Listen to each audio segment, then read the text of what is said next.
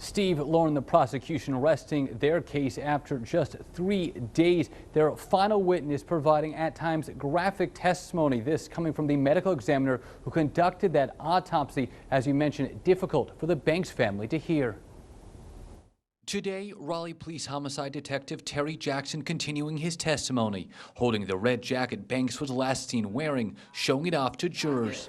These are the 3 holes that I indicated to me appear to be gunshots, and the darkening around the holes and this black splotchy speckling around each hole is what made me believe that these were relatively close contact gunshots. The display coming just minutes after pictures of Banks's body were shown, images that forced some members of his family to leave the courtroom. He was decomposing. That analysis from Dr. Amy Tharp, Western Virginia Assistant Chief Medical Examiner, in line with previous testimony from Jackson about the condition of Banks's body. Tharp said she found a piece of gray metal inside his head, consistent with a fragment of a bullet. You can see that the edge here is a little more irregular, possibly caused by the bullet grazing along the base of the skull, but either way, a bullet grazed against this piece of the skull just under the ear area. After the prosecution rested, we heard from the defendant, Justin Merritt, for the first time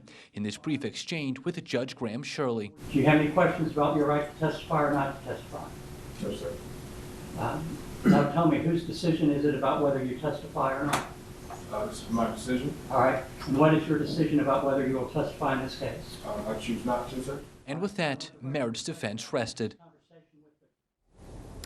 The jury dismissed early today at 3 o'clock, so for the charge conference between the judge and the attorneys, that's where they review the specific instructions which will be given to the jury prior to them making their deliberations. As you mentioned off the top, closing arguments set to begin tomorrow morning.